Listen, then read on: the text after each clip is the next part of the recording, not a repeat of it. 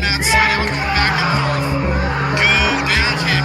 Do not let the IWC fool you, my friends. There doesn't need to be a clear-cut anything. Pump the kick out. Oh, Miguel pops up like him up, and a kick to the side of the head of Matt Sydal. It doesn't go down. Kick of his own to Trey Miguel. Oh no. Got him caught. Oh! Wow. And that's it. Your winner, Matt Sydal.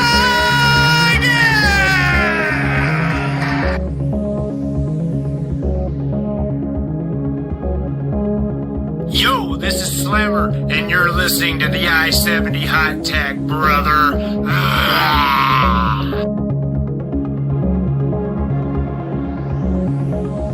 He can beat him on the ground. Tobias is going up to the sky. Leona fighting for his life at this point. Tobias has it hooked. We're going to see a superplex, folks. But wait a minute. Clayhuna battling back again. And he turns it over. A cord buster off the top rope. Tobias comes bouncing off the floor. Clayhuna to the top now. Famous are off the top. That leg drop off the top rope, ladies and gentlemen. 2, 3, and Clayhuna takes it.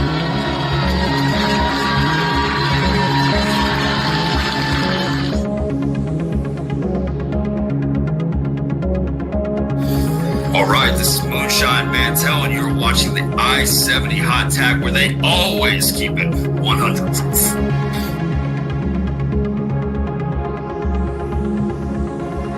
Jackson's on his feet! Camaro Jackson has found a whole different level! Outlaw, staggered!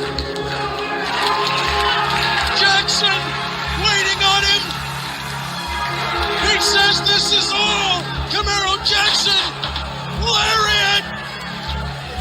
He rolls him over! Center of the ring! Count of 3! He's done it! Camaro Jackson is the Crown of Glory champion!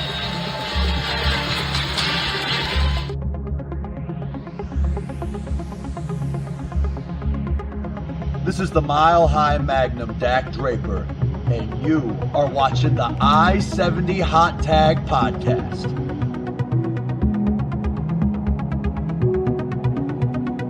And by himself, this could be it. Beautiful Northern Lights. Here, shooting star press. Turned into a Boston Crab. Boston Crab, this is it. Wade's got to keep an eye out though for Moonshine. Where the hell is he at? This could be it. Fans telling Carrington to tap. Gonna be. Oh, and then Wade comes flying in the near picture, launched into frame by Mantel to break up that Boston Crab. Ryder kind of losing control of this one. Oh, he's definitely lost control. He's gonna let it play out. Run it, boot into a Alabama slam, and that might do it. And it does. What a combination there.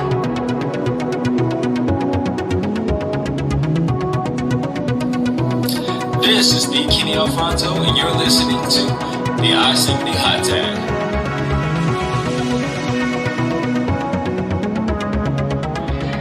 Sir Steve, Slammer was sending him up. Slammer was sending him up. Yeah, he took advantage of the opportunity. So now we're down to Superstar Steve and Luke Langley. Yeah, I really thought that Superstar Steve was going to be out after that clothesline there, but he held on.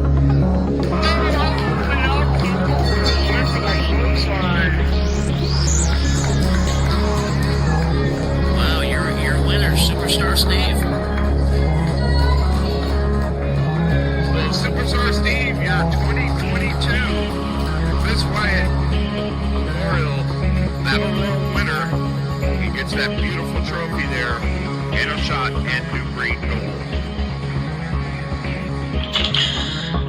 This is the walking weapon, Josh Alexander, current reigning, defending Impact World Champion, and you're watching the I-70 Hot Tag.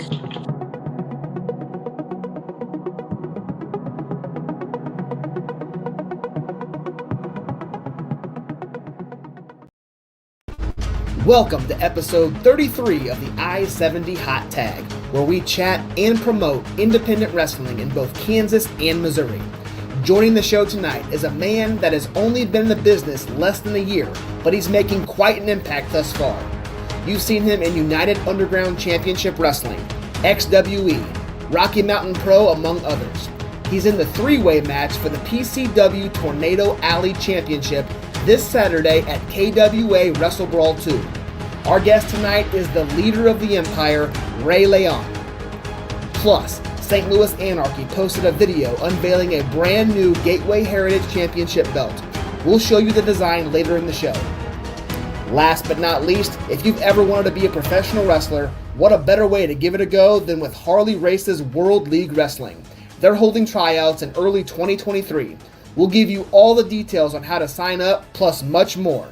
Don't go anywhere, because the I-70 Hot Tag starts now.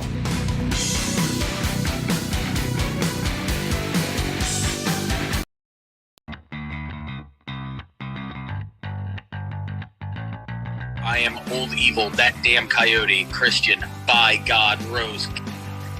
This is Stormy Renee. You're looking at the big strong boy. This is the premier superstar, Campbell Myers. This is a Kings Road Slayer, Derek Neal, baby. Yeah! Yeah! Reach for it. Reach for it. Reach for it. I'm Matt Seidel. This is the I-70 Hot Tag. And now, CR Media presents the I-70 Hot Tag with your host, Chaos Chase, and the real Josh Elliott. What is going on, everybody? It's your boy Chase, aka CR Media, and we're back. We're back, man. Took a small break for the holiday, but man, it's December 1st, 2022, and we are here live, and in color, and back with another guest. And I'm here with my my tag team partner, so to speak, my friend Josh. Josh, how was your holiday, sir? Man, it was fantastic. Yeah, we're back, man. It was a crazy having a week off. We haven't had a week off since we started this way back in April. So 33. Well, I guess 34, 35 because we have taken some breaks, but yeah, 35 weeks. So. Yeah, it was a fantastic holiday, guys. Hopefully everybody had a good Thanksgiving. I did. I spent it with family. Thursday was with my wife's family, and then Saturday we went over to my side. So, Chase, how was your Thanksgiving? It was good, man. We we were talking backstage. I didn't do much traveling. We didn't do it here at my house. We did it at my wife's brother's house in Olathe, Kansas, and so one shot and that was it. Like I said, usually it's a 4-day event or whatever, but I will tell you today kind of felt like Thanksgiving. We had turkey today, so that was you're telling me that. It was a little weird. But Dean Houston says, "What's up, Dean? We appreciate you joining in with us tonight. Appreciate everybody who's with us right now. If you guys haven't already, like to kind of break this down. We're live on twitch.tv/CRmedia1988. We're also live on the I-70 Hot Tags YouTube and Facebook page. So, guys, if you haven't already, make sure you like, share, subscribe, hit the notification bell so you never, ever miss anything from the I-70 Hot Tag or CR Media. My tag, CR Media 1988. You can find me on all forms of social media. As you guys know, I do this streaming thing 5 days a week, practically. So it's at CR Media 1988 at Facebook, Twitter, Instagram, Twitch, TikTok, YouTube. Like I said, if you search up CR Media 1988, or if you hit exclamation point CR Media in the Twitch chat, it'll bring up my link tree. Josh, for those that don't know and haven't heard me say it a million times, Josh pulls double duty, man. He does his own social medias and he does the I-70 Hot Tags. So, Josh, why don't you tell our viewers where they can find you on social media, my brother? Absolutely. Appreciate it. You can follow me at all my personal accounts at The Real Josh Elliott. I'm on Twitch, Twitter, TikTok, Instagram, Facebook. But again, like we say every week, for that local independent wrestling content, the professional wrestling content, go follow us on the I-70 hot tag. We're on every social media platform, Instagram, Twitter, Facebook, TikTok, YouTube. We want to promote our TikTok page, guys. We're quickly approaching our 300 follower mark, and we post some videos there that we do not post at our other platforms. So we may post promotion videos for upcoming guests. We may post clips for all of our shows that we have interviews and different topics we talk about. So head on over to the TikTok and search for the I-70 hot tag and give us a follow if you have not done so already. What's up, Jake Boss? Yes. Appreciate it, sir. The tribal chief, Jake. Yeah. Tribal chief, Jake. So guys, want to shout out our last guest that I wasn't here for. Cause man, that's why I feel so weird. I completely forgot. I didn't take 1 week off. I took 2 weeks off. Yeah. It's been a while. We had that impromptu pit stop where we watched Rey León's match from UUCW, but the last I-70 hot tag prior to this one was with the King's Road Slayer, Derek Neal. That was my wedding anniversary. I was able to sneak in a little bit and ask him that question, which was very awesome. But big shout out to Derek Neal. Gonna have a lot of fun watching him next weekend at Deal with the Steel at CSW at the National Guard Armory in Kansas City, Kansas, when he tag teams with Moonshine Mantell and faces off against Camaro Jackson and Mike Outlaw. So very, very excited to see that match. But just want to shout him out. You can find the podcast version if you missed that episode, like I did. And especially around these times of the year when you're traveling to go see family that you don't even like, you can listen to the podcast version on your way there instead of listening to your kids in the back seat causing a ruckus. And you can find us on Anchor, Google Podcasts, Apple Podcasts, Stitcher, and Spotify.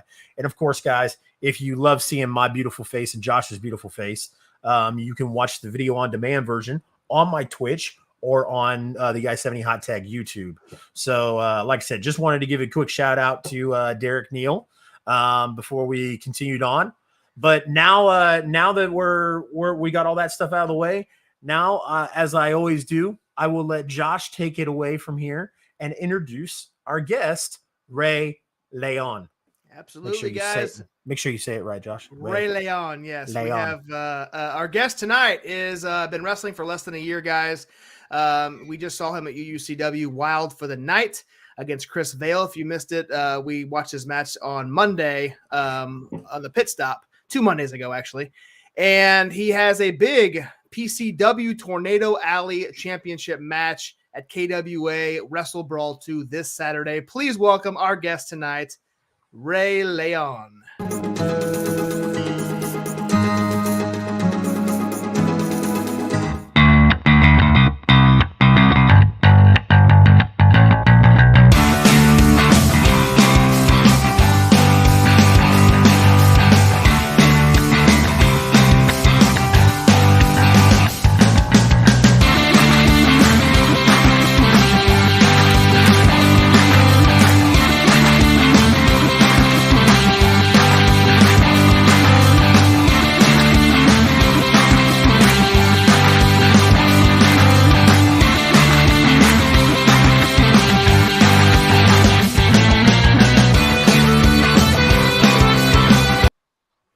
What's up, y'all?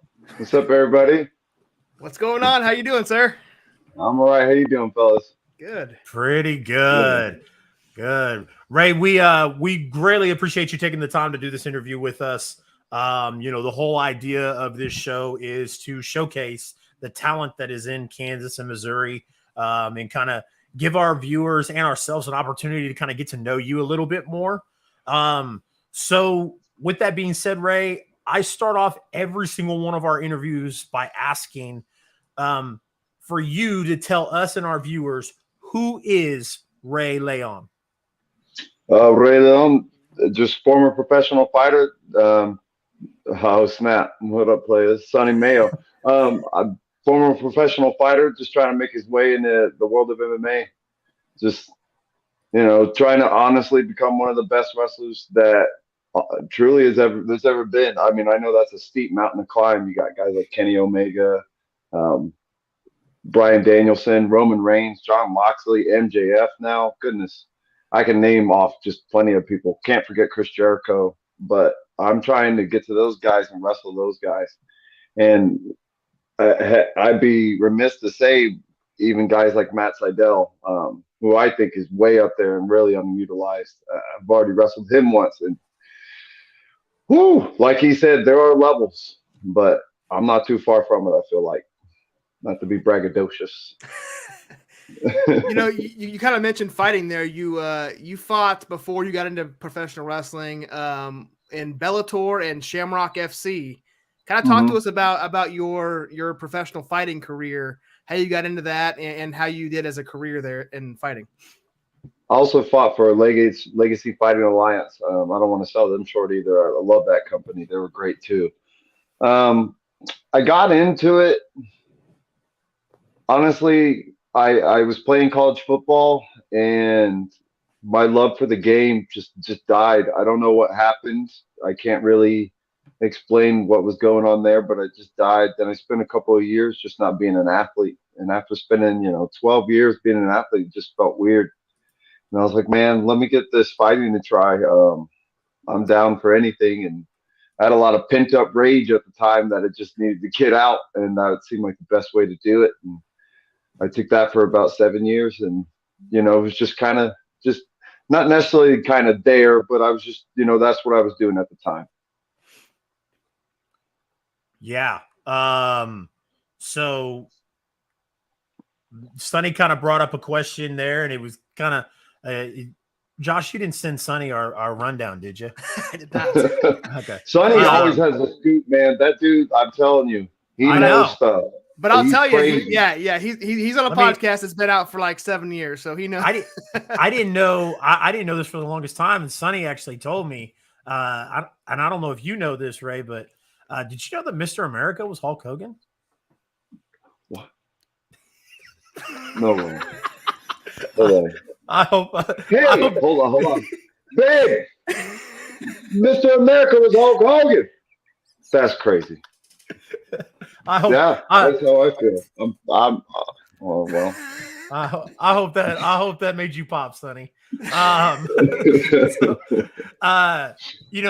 of tell us, Ray, were you always a fan of professional wrestling? Oh man. If so, tell us when you first became a fan and the story of how you transitioned from MMA to pro wrestling. So I was first a fan with, I'm sure a lot of people had this too, but I saw D-Generation X at the age of 5 when it was Shawn and Triple H. And like, I didn't see any wrestling, nothing at all. It was just their entrance. And them throwing up that DX, sign, that famous one.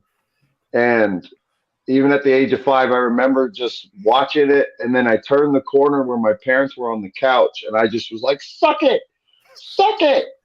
And my mom, was like, Junior, you cannot do that. No, Ray, don't do that. Don't. You probably shouldn't do that. And then it led to, I was kind of off and on as a kid. Yeah, I may have been watching, I don't know, foggy memory as a child. But then I remember, distinctly remember seeing D'Lo Brown make his entrance too, and he was just shaking his head, man. Yep. And then even after that, it was The Rock. He really captivated me. And then I just started really watching it hardcore when back when Eddie Guerrero was on his run. It was that lie, cheat, and steal. Just his persona, his swag, everything about him was just like making me go. And I just like a lot of people, fell out of wrestling. The other interests came in, when you're in high school, girls, sports, trying to make it to college, all this other stuff. And I would watch it sporadically every so often. But then I would say about 2018, I saw that Chris Jericho left the WWE, which I loved Chris Jericho at the time. Huge fan of him. I honestly think he's probably the best wrestler in the world right now. That's just my opinion. People don't murder me for that, please. But I saw that he was leaving WWE, and I already knew that he had made this statement previously. He had never wrestled for anybody else other than WWE. But then there was rumors that he might go wrestle for a different company. I was like, okay, who's this other company? Oh, New Japan Pro Wrestling. Oh, snap. Okay. And then I come across Kenny Omega, and I saw him wrestle, and then just his style alone just made me go, oh, dude, I can wrestle like that. I can do that. I mean, it's Kenny Omega. It's crazy for me to think that. Oh, kind of egotistical as well, but I was just like, okay, there's more than just one place, that D-Lo Frog Splash. There's more than just the WWE. There's other places out there. I can do this. I think I'll give it a try. And I went and fought for a couple more years, but with wrestling in my head the whole time. Like, once the pandemic hit, I had to think about it and stew in it even more, and just was like, man, I think I just really want to wrestle. And then my wife told me one day, hey, you should make a decision, either fight or wrestle. I don't know if you can do two, because you're so obsessive about one thing. You trying to do two isn't a good idea. So I gave up fighting and decided to get into this crazy sport of professional wrestling. Yeah. And I want to highlight that before we go further, for our viewers that don't know, you've only been wrestling for 11 months. Yeah. 11 months. Like yeah. I'm not going to pretend I know anything about the business. It was a dream of mine to get into it. Signed up for a wrestling school in Dallas, Texas, and then backed out. I had kids really young. I had my first kid when I was 17. And it just, the ends, I mean, when you get into it, like it's, you're paying more than you're eating. So, right. At the beginning. Yeah. Sure. So, but, so I like to consider myself that I know pretty well what happens inside those ropes. I've been a fan since I was 4 years old. And Sonny kind of hit it right on the head here. You don't move around like a guy that's been in the ring for 11 months, man. Thank you, Sonny. I mean, I was flabbergasted when I found that out. The 11 months, and I mean, yeah, he hit like I said, Sonny hit the nail on the head, man. You look like you've been in the ring for 11 years at least. I was very, very shocked. If you don't mind me asking, Ray, how old are you? I'm 30. Okay. Yeah, I'm a little older than I want to be. Yeah. No, man. Like, I mean, Josh laughed at that. You jerk. Yeah. Josh and I are 34 and 35, man. So I mean, like, like I said, you're in phenomenal shape. You don't look 30. And you damn sure don't move around like a 30-year-old. So like I said, I wanted to at least, kind of get that little tidbit out there for our viewers that aren't really familiar with Rey León to kind of highlight that. 11 months, man. So yeah. Yeah. Thank you. Yeah. And I couldn't agree more. I do want to kind of piggyback off of that. What company gave you your first professional wrestling match? Where did you get your first start? Billy Simmons, XWE Entertainment Pro Wrestling. That was the gentleman and his company that gave me the chance and the opportunity to become a professional wrestler and pursue this dream of mine that I've honestly had since I was a kid. I just hit him up one day in the middle of the pandemic, and I was like, hey man, former pro fighter, just looking to give this a try and see what happens. I'm just wondering if you'd let me, come do a tryout or whatever the case, whatever I need to do, let me do it. And he's like, sure. So I went down and saw Billy. He had a practice going on. I had to show up late, unfortunately.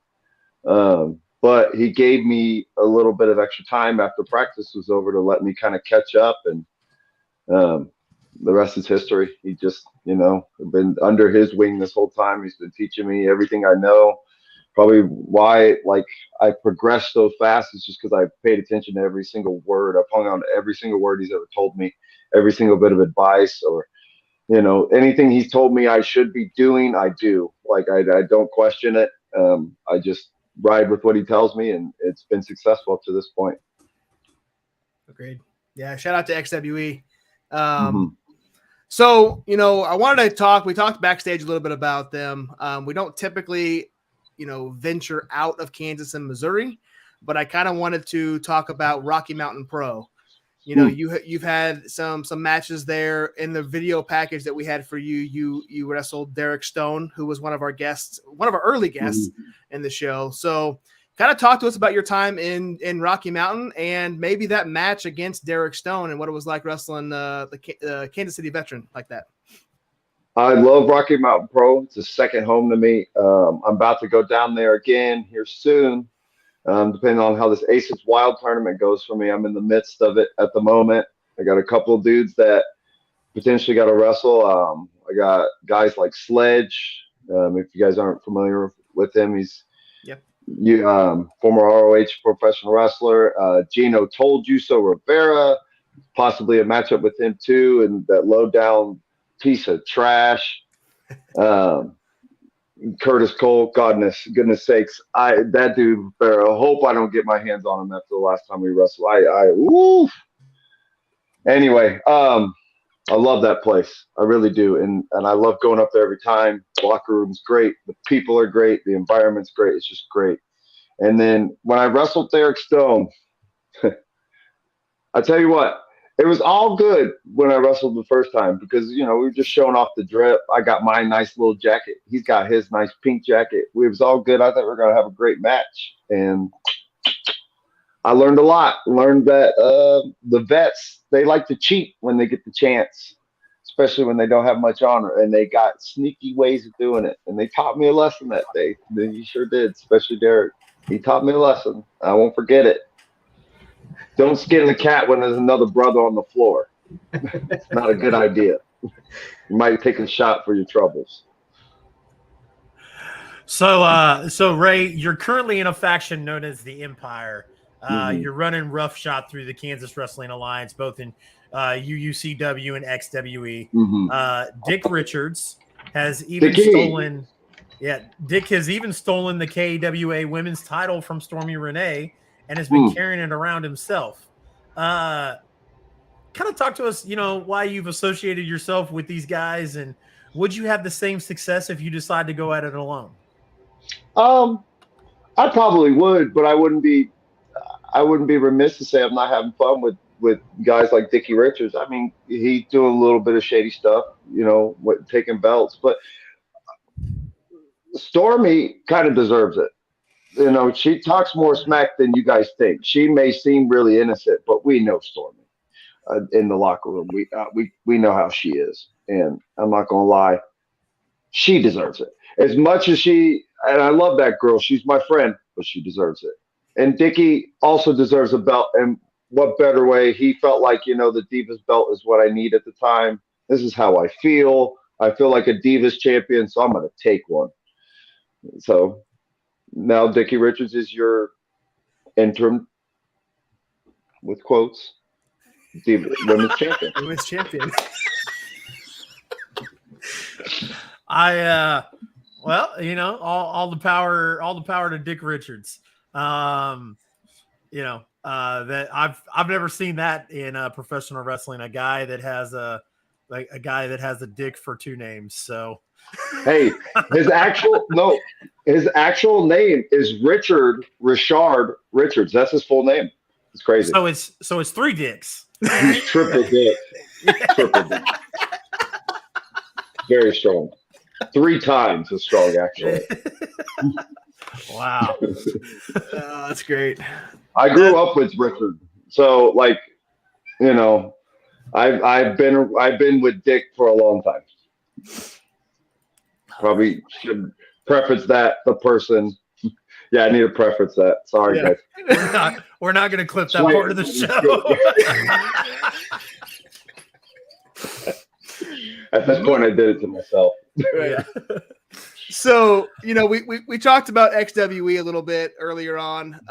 You were involved in a match recently, a month or two ago. It was at their Halloween show, and you wrestled inside of a steel cage. And not only was it just a steel cage match, you competed in a War Games style match. So let's talk about what it was like working inside of the steel cage. Most of our independent wrestlers don't get that opportunity or have not yet. So what was that? What was it like for you? It was not too unfamiliar. The very unfamiliar part was a lot of people being in there. That I've never dealt with, but that's just honestly should have looked at it as another sparring day. But at the same time, it wasn't unfamiliar, but it was wild. It was just a lot of chaos going on. And I got my guys just all over the place trying to keep me safe. And meanwhile, I got Dickie taped up against the fence. They're trying to crucify my guy, and I don't know. It was chaos, but it was still kind of familiar being in the cage for me. I mean, 9 years being in a cage, not much different than being in a blue one or a black octagon shaped one. It was a lot of fun though. A lot of fun. Still kind of pissed we lost.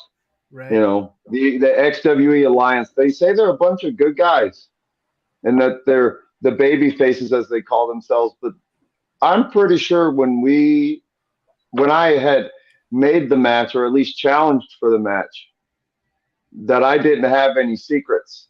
It was all the Empire in its entirety. I had no special guest surprises. I gave them us right then and there. It's like, here you go. This is who you're going to prepare for. I was a gentleman about the way I presented us. I said, go ahead and try to beat us, all 5 of us. And then they wanted to show a surprise like Johnny Faith. But he'll get his when Joey Gambino gets him this weekend. Absolutely. And we'll break down some of those cards to look forward to this weekend right after the interview. Ray, I wanted to take some time to talk about United Underground Championship Wrestling. Josh and I were in attendance for Wild for the Night, where you defeated King Vale. What can you tell us about UUCW, the Temple, and that entire organization as a whole? It's a new promotion that just started up, but it's got a lot of promise. I mean, the very first night that a elite level talent like Matt Seidel show up and wrestle, the fact that they were able to book them was wild. And then I know the 2 promoters pretty well, and they were like, "I'll just wait until you see this arena that we have for you guys, this temple." And it's no joke, that stage that they gave us to wrestle on. And you guys talked about it the last show. You guys were watching with my match in it, and some of your fans have seen it. There's nothing like wrestling in that Temple Live ballroom. It is something else. You got the big stage, which just has a different kind of aura to it. Walking down from the steps, that long walk, but it just makes you seem like more of a superstar. Like, I've arrived, I've done something. And Temple Live just keeps cranking out talents. I mean, you've got the Premier. A lot of your fans are familiar with Premier. Trey Miguel was there just this last time. Yep. And just more and more people are going to be there. Gosh, who did Chance Kerrigan wrestle again? I forgot his name. I'm disrespecting him by not remembering his name. But one of Seth Rollins' proteges, really talented fella. He's wrestled for AEW Dark. He's also, like I said, Seth Rollins' protege, so he's no joke. And he showed up there, wrestled for them as well. So they're just a rising star as a promotion, at least within Kansas. And probably here soon, so long as we could just keep it going. Yeah. And I got to wrestle Chris Bale just this last go around, and it was for the chance to wrestle for the UUCW championship, and I came away with the victory. And just so happened, Matt Seidel won against Trey Miguel as well, and now I get the opportunity to show myself and everybody else that I truly am one of the elite, that I can actually wrestle with guys like that. That yes, they may be on another level, but I'm right on their heels. I'm literally right on their heels. I'll tell you what, not anything negative, but we stayed in Kansas City for a while, and then we ventured out. We went to St. Louis to go somewhere, the pageant, and then we went to Wichita for the temple. And I'll tell you what, man, like nothing. Glory Pro did the pageant in St. Louis, and they put on a great show. But as far as like what you guys put on at UUCW and the temple, like just the mix of the two, that it was well worth the drive. Oh yeah. I would recommend the temple and UUCW. Adam was very his hospitality was great. Just the promotion and you guys killed it. You and King Vale, we, like you said, we watched that match with our viewers on the pit stop on Monday last week. So thank you for that, by the way. Yeah, absolutely. We're kind of working that out. I think Josh and I are kind of working something for the new year where we'll probably take Monday's show and have a watch party with who our future guests are. So we were testing it out, that show, and we both really liked the format. And so Casey Houston has a question. She says, did you get a chance to meet Shylin, and what did you think of her? Yes, I have met Shylin. I met her about 4 or 5 months ago, and I am very impressed with her. We need a woman in my group, and if I was to have my pick of the litter, she is definitely up there. I got to run through some funds with Vicky because I know that she ain't cheap, but we'll see if we can recruit her. She's good. She's really good. I think she's got a bright future in the business. I think Stormy, which isn't saying much, guys. I'm 11 months in, so what am I saying? Yeah. I think Stormy might not like that too much. So Stormy can shut her mouth. Should be all right. So, keeping on that UUCW, kind of an off-topic thing, you got we were right there in the front row, and you looked at us and had us move out of the way. Chris Vale reversed it, and you went flying 3 or 4 rows back in about 17 different chairs. You mentioned on the chat that you almost landed on your wife. It was pretty close. So just wanted to point that out there. That could not have felt good. Yeah. If anything, if my wife was there, she'd just gone back a couple rows back or something, or at least came back. She would have, healed me up a little bit. I needed her there, but I'm glad I didn't run into her. Goodness, I had no idea she was even there. Like, totally. I had no idea. I was yelling at you guys. I remember seeing you guys telling me to move, or I was going to throw Vale right in your silly face. And then next thing I know, after the match, in my suit, just trying to look good. My wife comes up to me. She goes, "Hey, you about took me out. You know what that means? You have to wash some dishes, clean the house, sleep on the couch. You on chore duty? You on chore duty for the?" No, she was nice. She gave me a break. She was like, "You're on chore duty for the whole month, though." I was like, "Oh dang, all right, that's fair." Yeah. You. I almost didn't get to save my my Matt Seidel picture. We had him sign before. I was grabbing everything. I was like, "Get out of the way." Oh, I about took that out too. Yeah, I wasn't even thinking about it. The only thing I was worried about was me and my beer, and I moved out of the way. And then Josh was like, "Dude, what about your Matt Seidel picture?" I was like, "Get it." Oh gosh, good thing you got that, man. All I could think about was trying to throw that fool straight through them chairs. I had a match to win. You know what I'm saying? Yep. So Sonny has a question. How much MMA influence did it bring to your training and matches, and what is tougher to train for? MMA is unbelievably wild and unbelievably difficult. Not that wrestling isn't any difficult, but there's just something about MMA that at least once a week your mental toughness, your heart, everything that you are as a character and a person is going to get tested. Like and a lot of people don't think about this or don't really want to hear this, but in MMA, you are practicing and simulating like murder. Let's be honest here. Like you really are fighting for your life. And there were a lot of practices, I'm telling you, where I like felt like, oh man, I am fighting for my life right now. Not to like take away the but with professional wrestling, it's a dance. Like you're relying on the person across the ring from you. You guys are working together. Whereas in MMA, you're not working together. There's no straight murder, dude. Yeah. And there is no ref to help you. Well, I mean, the ref's there, but he's just like, hey, dog, listen. Yeah.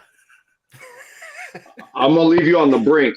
You know what I'm saying? Yeah. That's about it. I'll save you when I think you need to be saved, but that's when you about dead. That's all I'm gonna say. The one quote and that's what I tell the ref too. Go ahead. The one quote that always resonated with me is Jorge Masvidal when he hit Ben Askren, and in the post press conference they asked him, they go, "Why did you keep hitting him after you visibly saw he was knocked out?" And Jorge was like, "It's my job to make sure that he's knocked out and to hit him until he doesn't get up or until the ref stops me." Right. And it was like, I mean, when you see like in professional wrestling, when you watch the body go stiff because of an injury, like it's done, like nobody stops. But in MMA, it's different. Like, oh, sorry, didn't know you were stiff. My fault. I just thought, you were trying to play possum. Nah, dog, I was stiff. No, I mean, like literally just every single day, 2-a-days. Oh man, I'm just stewing over here remembering it, but like just 2-a-days, 5 hours in the morning, 3 to 5 hours in the morning, and 3 to 5 hours at night. It was just constant go, and then you have the job on top of that. It just training for MMA was hard. Wrestling's just as hard in a lot of other ways, but I think on a mental aspect and involving just you as a person and your heart and your character, the MMA was tougher. To answer his other question, Sonny, my influence with MMA in the wrestling, I'm still kind of finding it. Because like you said, Chase, it's a dance, right? And if I'm over here doing the samba and my brother wants to do the waltz, well, there might be a disconnect here. Yeah. You know what I mean? And if my brother doesn't know how to do the samba and he's terrible at the samba, but I know how to do the waltz, where I start introducing samba to him, he just may not adjust. So I'm just trying to figure out, one, to trust my dance partner and pray he gets out of the way, or two, figure out a way to take charge from there. And that's, both of those are experience deals. Or three, just go for it, and then just like, oh, well, I guess that'd be back to taking charge. Just be one of those two things, Yeah. Because jiu-jitsu ain't easy, and not a lot of people know it. And if you know it at my level, like it could get pretty complicated pretty quick, and you might just go, I don't know where I'm at. And I don't want to, I'm trying to make my matches look smooth, crisp, and clean, and not compromise anybody and bury them. I'm all about both of us looking great. Sonny says Shamrock and Dan Severn did a lot of MMA based moves in wrestling, always different from what you see on the rest of the show. The other one is Undertaker. Undertaker started even after those guys left. Taker was still introducing a lot of that MMA style as well. So it's very clear that it can go in perfectly to what you guys do, into that, into the dance, so to speak, and not take away from the product or take away from the showmanship. So Sonny has another question for you. He says, Sonny's an honorary member of the I-70 hot tag. So we're gonna make some trios titles for the hot tag. So. There you go. Okay. Sonny wants to know your best or most memorable advice you received so far in wrestling. So I have a mentor. I'll take away from anybody else, but I have a mentor up in Rocky Mountain Pro. His name is Marty Elias. If you guys don't know this man, he was the gentleman that reffed for Shawn Michaels and Undertaker both times in those great WrestleMania matches. He is that exact ref, and really smart guy. I mean, the advice he gave me, because I'm just always just constantly trying to improve, always asking questions, and I never stopped trying to learn. He told me that I need to trust and believe in myself, because I am my own worst critic, as is anybody. But I tend to be a little bit extra hard on myself, just because I have my own, I guess, standard of what I want to do or how I perceive myself, and slightly a perfectionist at fault.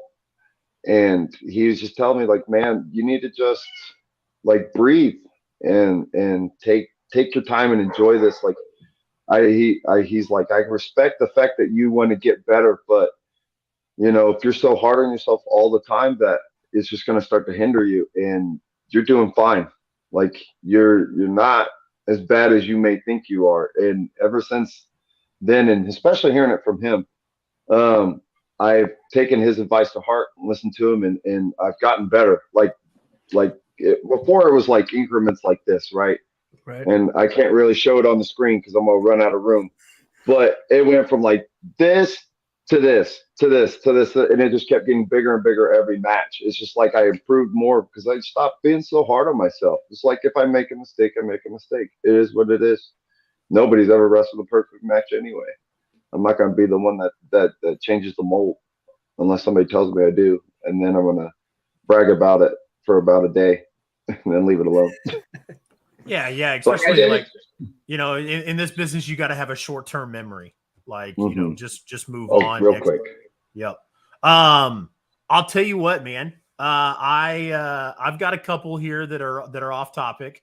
Josh, I'm going to ask these. I'm going to do this 1-2 punch real quick, and then I'll let you ask that question next, Josh. Ray, if you could. Ooh, I like these questions.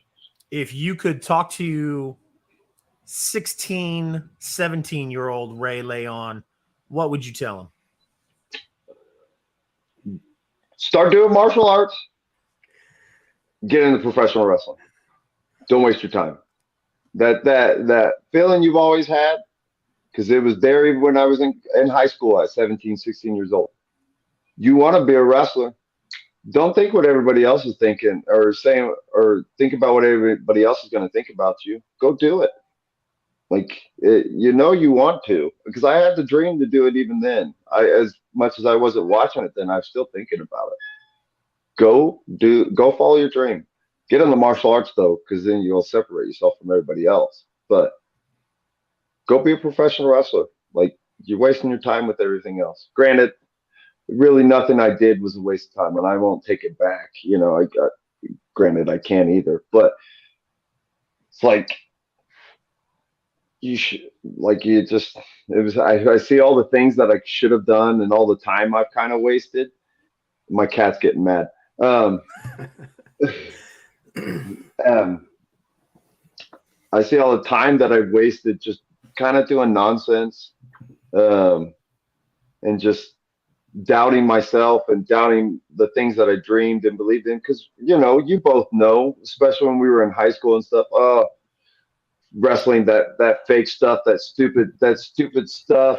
Like, why would you ever like that? Like, it's all predetermined anyway. You shouldn't even care about that kind of stuff. Like, why is it like? It's just like, shut up, dude. Entertainment's entertainment. You don't go make fun of somebody that wants to watch Jersey Shore or The Bachelor or The Bachelorette. It's it is what it is. But yeah, that'd be the thing I'd tell myself. Stop screwing off. Go be a professional wrestler. And my next question, where do you see yourself in 5 years? In 5 years, I see myself with at least one more kid. I have no kids. At least with one kid, wrestling for AEW. That's my destination place. A lot of people want to go to WWE. I want to go to the Dub. I'm a big AEW fan. Have been watching this since day one. Like I told you, Kenny Omega was the wrestler that put me on and decided that helped push me closer to becoming a professional wrestler.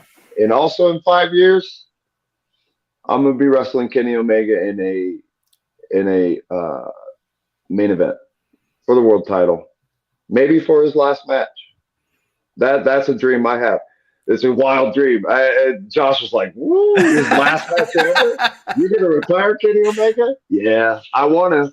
I don't mean to be disrespectful by saying that, but I want to be the dude that puts his like, no offense to Okada or any of the other brothers that wrestled him, but I want to just be like, hey, Ray wrestled Kenny in his last match, and damn, was that a great match.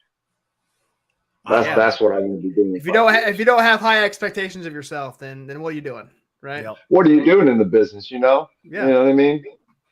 Yeah, absolutely. That was probably the I go back and watch some documentaries, and you see documentaries with wrestlers now. You understand some of that stuff, but man, when I was younger, like when I was a kid, like 9, 10, 11, 12. And Stone Cold said it in an interview, like it just resonated with me. He said, if you're not here to be the best, then you have no business being here.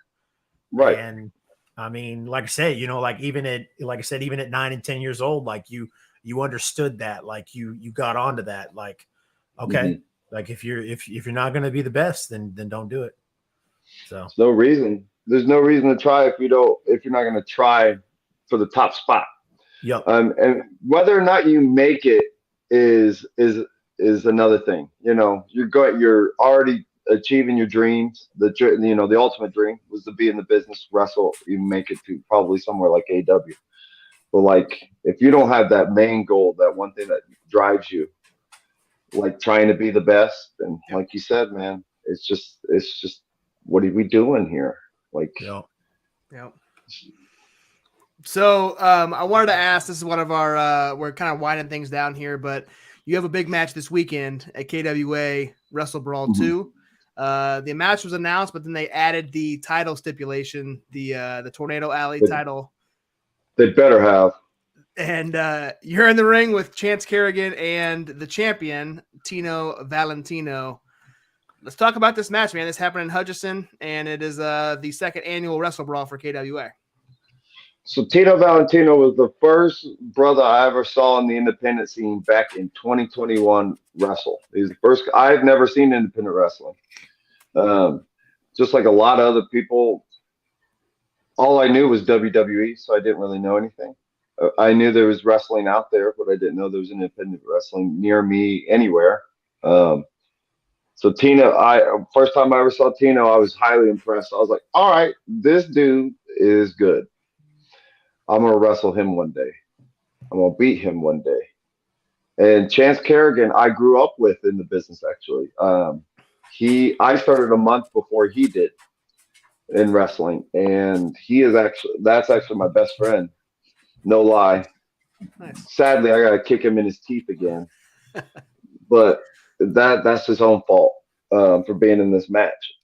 And I could talk to a lot about me and Chance, because Chance was my first match. Actually, both of ours first match ever in front of a crowd. It was him and I. We wrestled each other. Not a lot of green kids do that very often, but we were kind of given the go ahead, like, you guys can go wrestle. Hell, you could even say it. For me, it's like Lance Storm and Chris Jericho in its own little way. When those two first wrestled each other back in the day, and their very first matches against one another. And so I found out that the both of them were going to wrestle. So I said, shoot, I'll wrestle Chance any day of the week. because I know he's going to push me. And Tito, get me in this. So I got a hold of management, hey, I own part of XWE and the KWA. Give me my match. And if you don't give me my match, we're going to do more than still with women's championships. We're going to take everybody's belts, and you ain't getting them back. So they're like, all right, chill. We'll put you in a match so you can get your own belt. And I was like, that's right. And now all of the Empire is going to walk away with that gold, baby. And we're going to be shining like diamonds. And I don't know where I was going to go with that, but we're going to look great with all that gold around our waist. Even Dickie with his women's title. Because that's how he feels. Dick Richie Richards. Dickie Rich. Love that guy. So Ray, what other ventures or bookings do you have going on in the next few weeks that you want to tell our viewers about? Yeah, so I got there's a couple of shows I got going on. So obviously this weekend on December 3rd at the Salina Fieldhouse, we've got WrestleBrawl II, which is KWA's biggest show of the year. It's like KWA's WrestleMania. Rest of the month, I'm kind of taking some time to chill. Well, actually, I can't really say that because I got to go up in Denver. I'm going to be in Denver next couple of weeks. I'm still wrestling in this Aces Wild tournament. Make sure you guys tune in on Rocky Mountain Pro on the YouTube page. Check them out. You'll see me wrestle every Tuesday if I am booked for that week. I believe I'll be in this next week's edition. I think that's what they got me booked, or it's my next booking. And I'll be wrestling the winner between Sledge and I can't remember. Or no, Gino Told You So, and another brother. I can't remember who he's wrestling. But I'm hoping Gino wins. That's who I want. Because I've never wrestled him. And he's great talent. In January, so far, this is all I got. In January, XWE show in Larned, Kansas. That will be in the 5th. I'm terrible with dates. This is also why I've got 2 luchadors that book me, because I'm terrible with dates. And then in January 20th, there's another XWE show, which is the following week. And we'll be wrestling up in Salina, Kansas at the Salina Fieldhouse. So the XWE show, the first one in January, how do you pronounce that city name?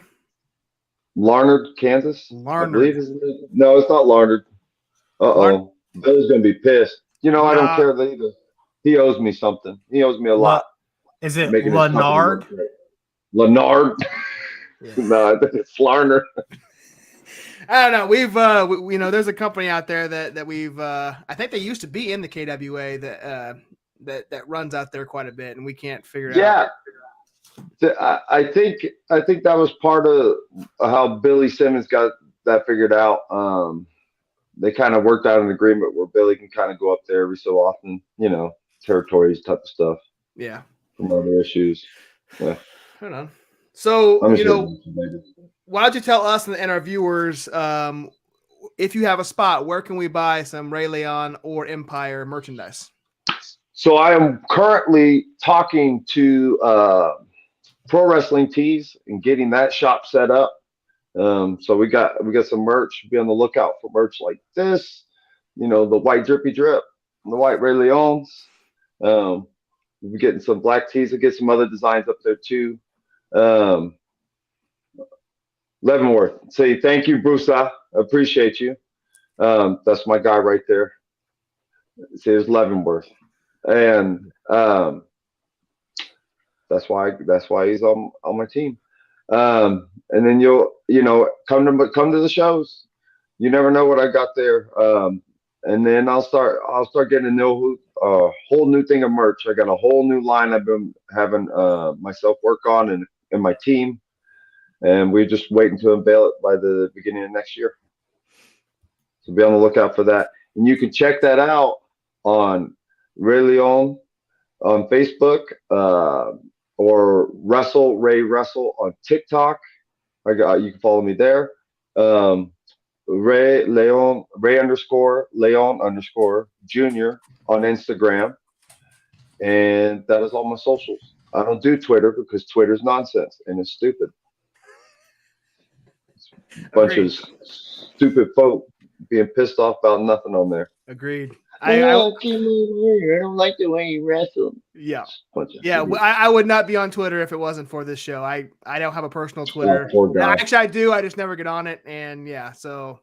That's how it should be. I've thought about getting back on it, but I'm enjoying not being on it. Yeah. Sonny says he'll buy some Rey León merch, but that Empire merch gets used to pick up dog shit in my backyard. Sonny, you son of a... All right. I'll see him here soon. I'll let him know how I feel. I'm not trying to piss people off. I got fans on here. They don't need to see the dirty side of me yet. Sonny, that son of a bitch. Excuse my language, children. Dean Houston says Shylin does some Muay Thai. And then he said talk to Shylin and try to get her to join your team. So I've been talking to Shylin for months now. Every time I see her, I'm like, hey, girl, we got a 401k. We got good retirement money. We'll buy you. We'll get you a condo. What do you want? What we got to get you? Do you want a nice gold chain? Do you want a nice jacket? You can't have my jacket, and it can't be better than my jacket. That is a nice jacket. Thank you. That jacket costs a lot of money. The deal breaker for Shylin might be the fact that she has to get accompanied to the ring by a guy with 3 dicks in his name. So that'd be in her contract. But she'll be happy. Triple Dicky, he'll be happy. Everything be all good. She'll be happy. Triple Dick is there. Triple Dicky. 3 times. Dicky. So Ray, I don't know if you kind of heard in the entrance video, but we kind of do this thing in closing. We kind of ask that you turn on the gimmick a little bit and just say, this is Rey León, and you're watching the I-70 Hot Tag. Josh will take me and him off the screen. We'll put you front and center, and then we'll have you close this out. Okay. Okay, let's do it. Ladies and gentlemen, you are watching one of the absolute best podcasts on I-70 around the world. It don't matter. And it is so because I am the illustrious one, Rey León. And this is Hot Tag I-70, the best podcast ever. I like it. Love it. I love it. Awesome. Ray, thank you so much, man. Like I said, for taking the time doing this, coming in, chatting with us. That was an honor. Blast. Thank you, fellas. Yes, absolutely. Anytime, man. We I said, we're on episode 32 or 33, Josh. Yep, 33. We're on episode 33, so we are already we still got quite a bit of ground to cover. We got a lot of ground in Kansas to cover, but man, we're already looking at repeat guests. So this one's pretty high on our list. So yeah, stay in contact with me, fellas. We will for sure do this again. We'll get a different setup. Had to be home with the wife tonight. She didn't want me off of my offices, but next time we'll make sure we get a setup with the offices. And ladies and gentlemen, we will have the man of the hour, Dickie Richards, with us next time. I promise. The legend that is the Dickie. That is the Dickie. All right, Ray. Again, man, appreciate it. Have a great night, sir. See you, buddy. See ya. Thank you. All right, ladies and gentlemen, if you're still with us, that was the illustrious Rey León, who joined us for that interview. Fun, man. That was fun. Yeah, fantastic interview. Had lots of fun doing that, guys. As you guys know, after we're done with the interviews, we always take a 5-minute intermission. So don't go anywhere. Stay with us, hang out. When we come back from our 5-minute intermission, guys, We're going to be talking about St. Louis Anarchy and the Gateway Heritage Championship and the changes coming there. We're also going to talk a little bit about KWA WrestleBrawl December 3rd this weekend. And then, of course, CSW Deal with the Steel 4. After 15 years, 16 years, Deal with the Steel is back, baby. And the main event, sponsored by the I-70 Hot Tag, the Howlets against the Premier in a steel cage. Like I said, guys, we're going to talk about all that plus more. So don't go anywhere. Stay with us.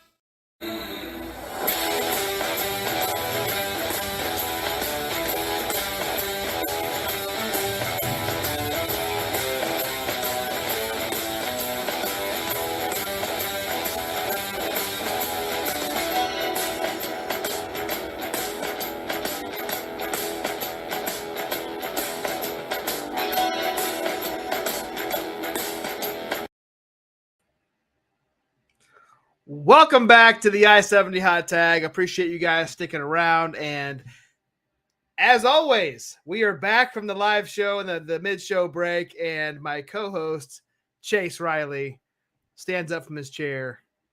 There he is. Sorry, had to let the dog in real quick so he wasn't barking No, while I was on stream. We had a fantastic interview, guys, with Rey León, who's going to be competing for the PCW Tornado Alley Championship this Saturday in Salina, Kansas, for KWA WrestleBrawl II. So, and man, did he say they're coming to Leavenworth in January? Yep. I think we're going to make our way out to the first our first XWE show in January. Yeah. Not just that, but I don't know, man. I'm not doing anything Saturday, so. So you may be making that road trip to Salina, huh? I don't know, man. Maybe we'll see. I was actually looking at it while we were on intermission, and I saw it was 3 hours. I was like, I don't know. It's not quite as far as Wichita, but I mean it's pretty. According close. to Google Maps, it is. Yeah. So. Yeah. But yeah, I don't know. Maybe I'll see if Brody isn't doing anything this weekend, or there you go. If Stitch isn't doing anything. So yeah, they're not working. Brody definitely expressed interest, and he may be coming with us to. Stitch already said he's coming with us to CSW. Brody, I think, is planning on buying tickets as well. We're gonna have a lot of people coming with us at this CSW event. They're making some waves, and rightfully so. So, absolutely, I'm excited to get some of the people that we interact with in person to come see some of these companies. Gracie mentioned that she might be going too. She's not. She really wants to go, but she's actually going home like the next weekend. Where she's originally from, which I think is Texas. She's going home, so she doesn't want to. She's iffy about bringing the kids and taking a chance of the kids getting sick before they go down there. So yeah, but she said she really wants to go. So yep.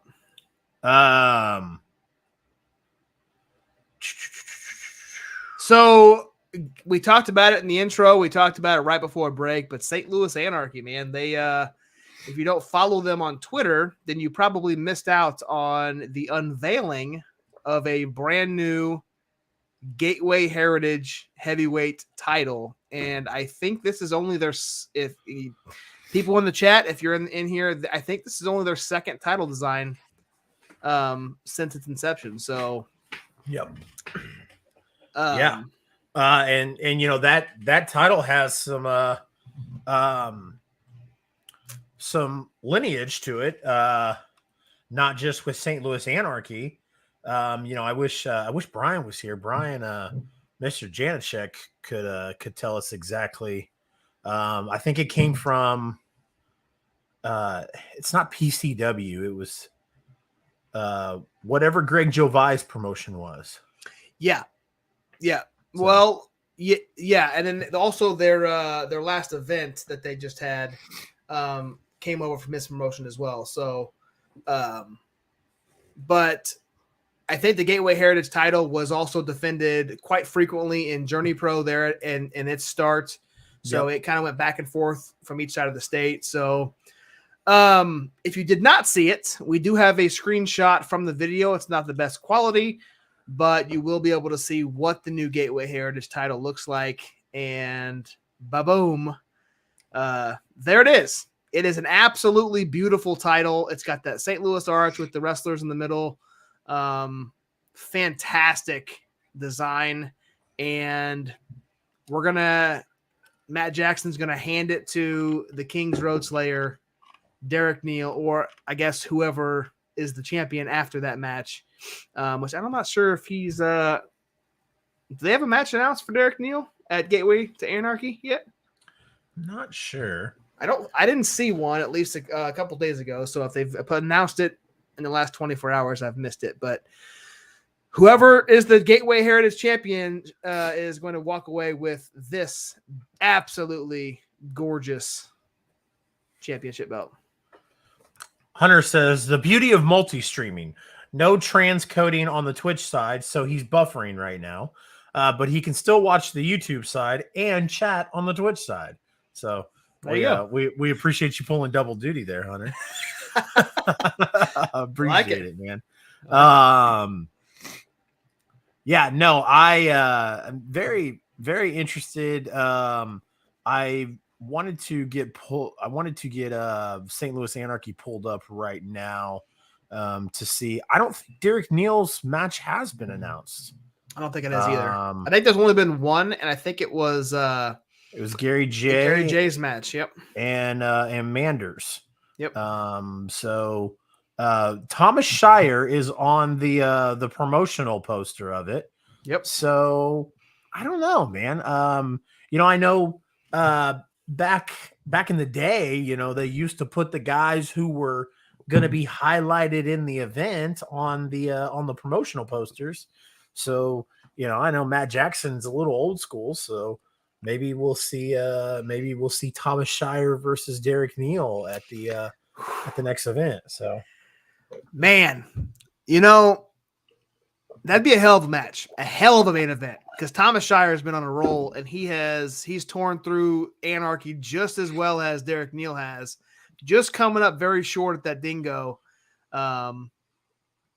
Man, that'd be a hell of a main event, dude. They would just beat the shit out of each other, and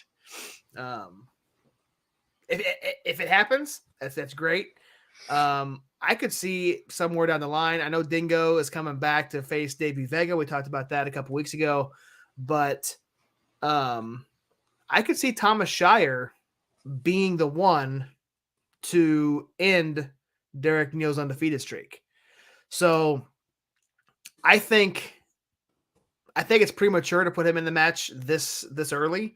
I think you give Derek Neal somebody else. He just keeps building up. You put Shire in another match. He builds himself up to where you got these two titans, somewhere in maybe a Circus Maximus, maybe somewhere in the summer, and you put these two guys that have been tearing through the company against each other. And I could very well see Shire being the one to take down Derek Neal. Yep. Not yet, though. Not yet. It's too early. Way too early. Yeah, way too early. Yeah, Neal's going to carry this thing at least into the summer. Yeah, at least. So you don't come in and beat Gary J in 2 minutes and then beat him to a bloody pulp a second time and lose that title. So no, yeah. And I was going to say maybe he'll challenge for the longest reigning Gateway Heritage title run, but I mean, Jeremy Wyatt has that, but he had it through the pandemic, so it's gonna be hard pressed to have somebody actually beat that title run. So, absolutely. Let's go ahead and talk about KWA WrestleBrawl II for a moment here. I know Dean and I know Dean and Casey. I know we're in the chat kind of announcing this but Shylin did it as well. And I just took a screenshot. We've already kind of announced it a little bit, but she did announce on her Facebook page that she will be in attendance and wrestling a match this Saturday in Salina for KWA WrestleBrawl. So that should be interesting. I don't know her match. I looked through the entire Facebook page, and I did not see a match announced for her. So I don't know if she's going to come in as a surprise or what, but she's going to be a fantastic addition to this already pretty stacked card where you're going to have Ricky and Kerry Morton there. You're going to have Kuda. You're going to have, your boy Tino Valentino with his PCW Tornado Alley title, which I will say, man, Sonny told me he was in his top 5 independent wrestlers in the area, and I could not agree more after seeing him. He is a fantastic wrestler, fantastic character, and extremely entertaining. It was very, very entertaining, and I dug it. So I'm kind of looking, skimming through. I'm not seeing where, where they've got a match.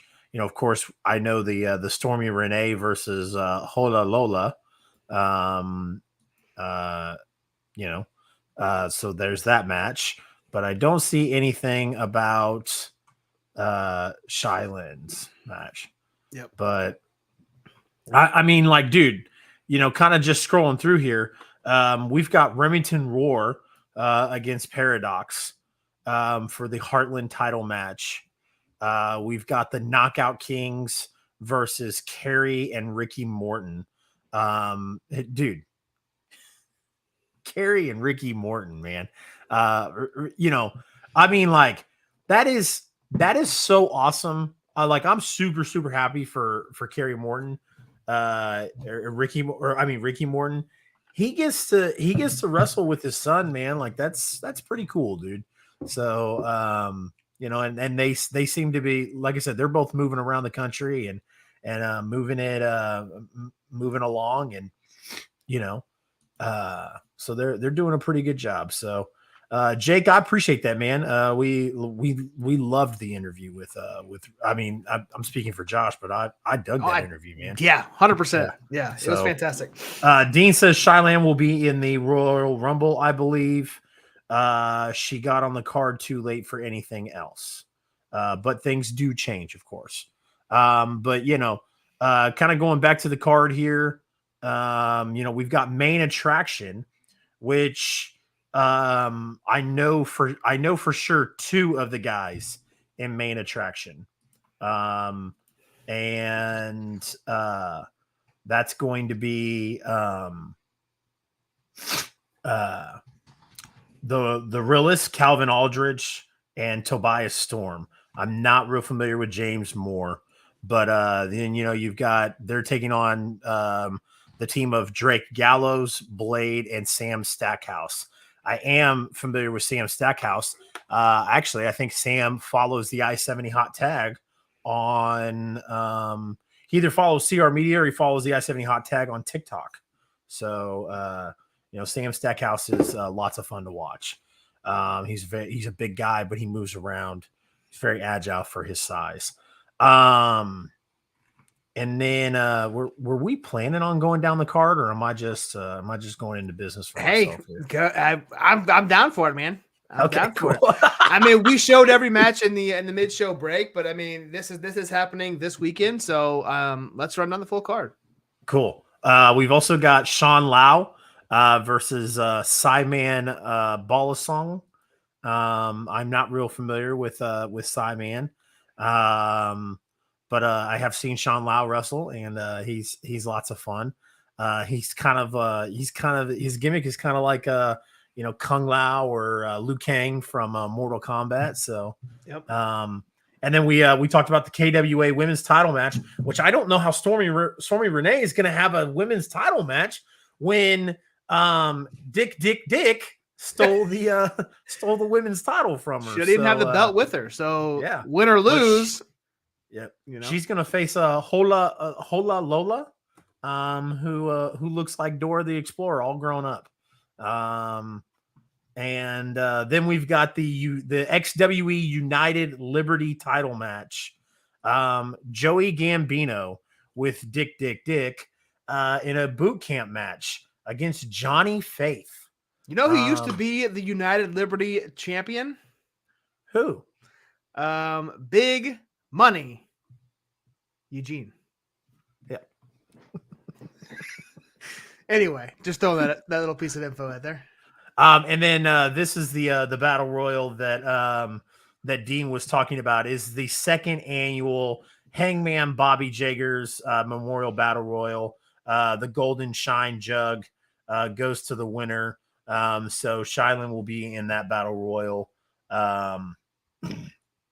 And then we have an XWE heavyweight title match where Niles Planquet is going to get his revenge, but he's also got to compete with Aaron Helms and Gideon Vane, who was the PCW Tornado champion that we saw at UUCW, and they're going to face off against Kuda for the XWE Heavyweight Championship. Man, Gideon's going from the PCW Tornado Alley Championship. He lost that title at Wild for the Night to turning completely around 1 month later at KWA and going for the XWE Heavyweight Championship. So I'm very impressed with what I saw from Gideon.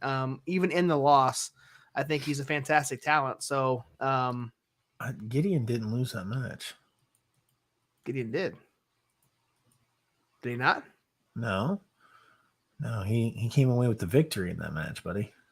Then who did Tino Valentino win? That was his partner. Maybe I got it mixed up then. Yep. Okay. Yeah, Gideon is still the PCW Tornado Alley champion. Gotcha. Yep. Yeah, no, you threw me off there because remember he had the death match. Yeah, you're right. Yeah. With the with all that stuff. So and his I think his wife was standing like right next to us watching the match. So it kind of gave it away, kind of just to pull that curtain back a little bit. I was like, well, his wife wouldn't be sitting here front row filming him on her phone if he was going to get split open and lose his title.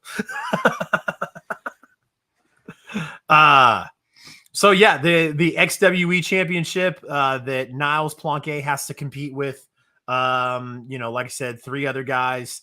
Obviously he has to fight Kuda, the champion, Aaron Helms, the challenger, and then Gideon Vane, who is still the PCW champion, Tornado Alley champion, regardless of Josh's terrible memory.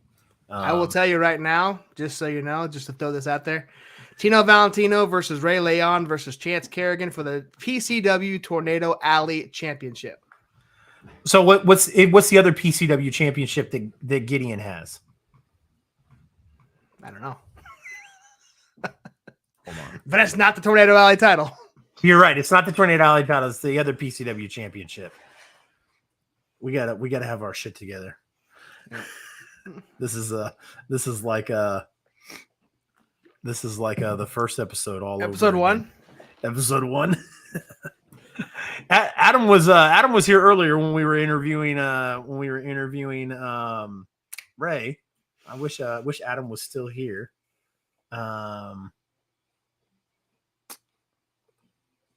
Maybe it's just the PCW heavyweight title. Because it's a PCW title. Because remember, Gideon had a PCW title. It's weird. It's just kind of, the KWA is always kind of strange to us anyway, because it all kind of falls under an umbrella. XWE, UUCW, XWE. So it's kind of like, and PCW, who also has Grand Prairie champion. Grand Prairie. There it is. Yep, there it is. It's not the Tornado Alley. So yeah. So the Tornado Alley Championship was held by Clayton Bloodstone, and Tino Valentino beat Justin Gray and Clayton Bloodstone after Justin turned heel. Anyways, so yes, the Grand Prairie champion Gideon will be in that match. I wasn't wrong. You weren't right either.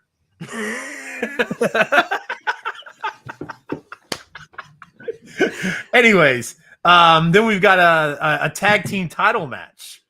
The luchadors that Rey León teams up with, Valencia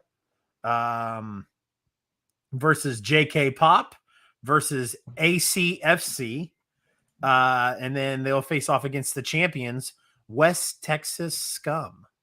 So that'll be the KWA tag team title match in a fatal 4-way, man. This card's loaded. Another match. We've got Kit Reaver versus Red James. And guys, this is all happening in one night at WrestleBrawl. So, and then the 3-way match that we talked about with Ray on here, Chance Kerrigan, Rey León, and Tino Valentino. Now is that a title match? It's push it 3 more times and you're going to see the announcement. Okay, cool. Santa Claus is going to be there. What? Yep. Santa Claus is going to be at WrestleBrawl II. Nice. What?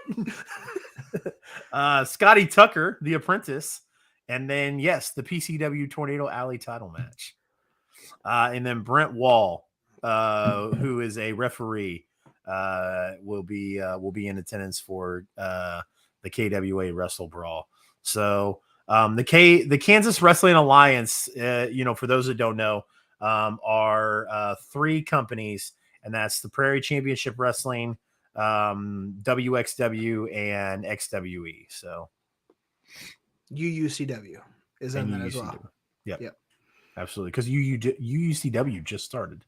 So. Yep. It's only been around for a couple months. I did look. I was scrolling through their social media, and the WWX World Wrestling Express out in Larned, Kansas used to be, or still is, I'm not sure, but back in 2018 they were a part of the KWA as well. So that's a fun tidbit.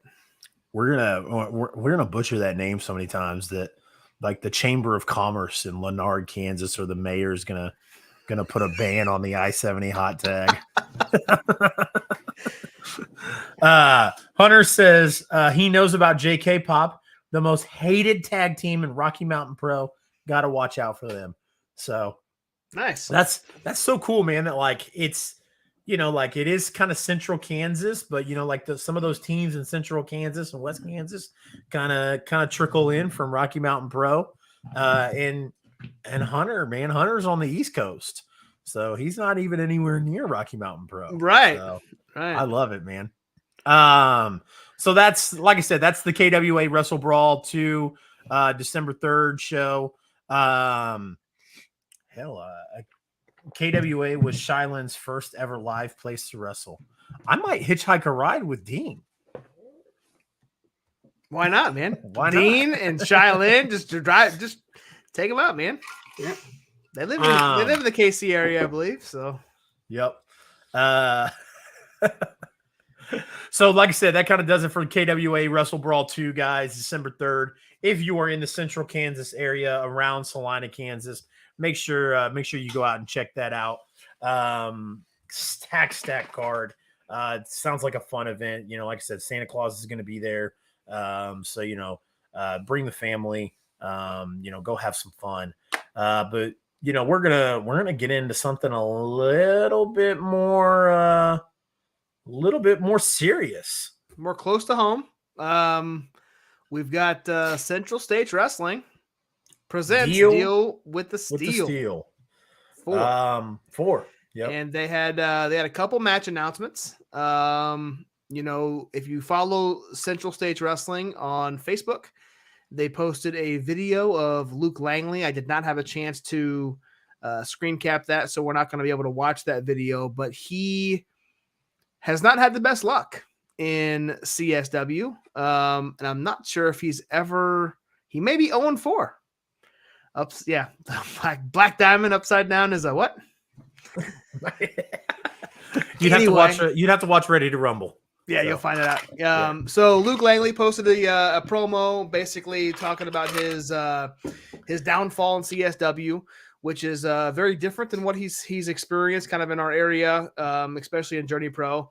But he has been on losing end quite a bit, and he has challenged, and it's been accepted, and the match is made official for the Haymaker, Jameson Holly, versus the Black Diamond, Luke Langley, which is going down on December 10th for Deal with the Steel 4 at the KCK National Guard Armory. So will Mr. Langley get his first CSW win, I think, ever, if he wins this match? Now, I'm not sure what happened in his. I think this is his second time facing Holly, and I think he did lose the first time he wrestled. So I think he's 0-4. Good. So he win or lose, I think this match. We saw Holly. Who did he wrestle? He wrestled Niles Planquet, right? At it was in May. It was Strapped. I think it was strapped. Yeah. Yep. It was our second CSW event. So we saw Holly there. He's coming back to CSW. So it should be a fun match. Absolutely. Kind of just the other match announcement we had was Scott Tyler versus Dread Roberts. That Dread Roberts guy looks really familiar, man. He does. He looks a lot like somebody we know. I just can't quite put a finger on it. I hope Joe's watching. I really hope he is. We've got some viewers on the YouTube side. I think Joe might be over there. But seen Dread kind of help out with the events, and kind of seen Dread practicing in the ring, and he looks really good, man. He's big. He's he's very agile. So it's going to be we just saw Scott Tyler have his first match in CSW. So kind of get to watch him face against Dread. I haven't seen Dread wrestle. I don't know if Dread has wrestled. I don't know if this is his first go. We're completely new. This is a new exposure to us. But like I said, I had seen Dread practice a little bit, and he looks very fluid in the ring. So and like I said, he's a big guy. So Scott's gonna have his hands full in this match. But I am very, very, very excited for it.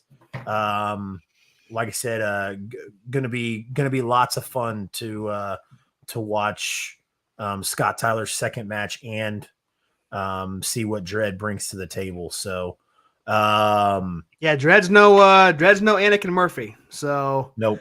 Scott's got his hands full. That's right. Let's talk about the rest of the card here. Starting off, we've got Arjun Singh with our guest on Monday on a special episode of the Pit Stop. And we'll kind of talk about that. Actually, do you got a graphic for that, Josh? I don't. Those are the only two graphics I got for the card. Okay. So okay. We've announced the rest of them, I believe, in previous shows. So gotcha. I was talking about for the Pit Stop on Monday. Oh no, it was on our mid-show break. Okay.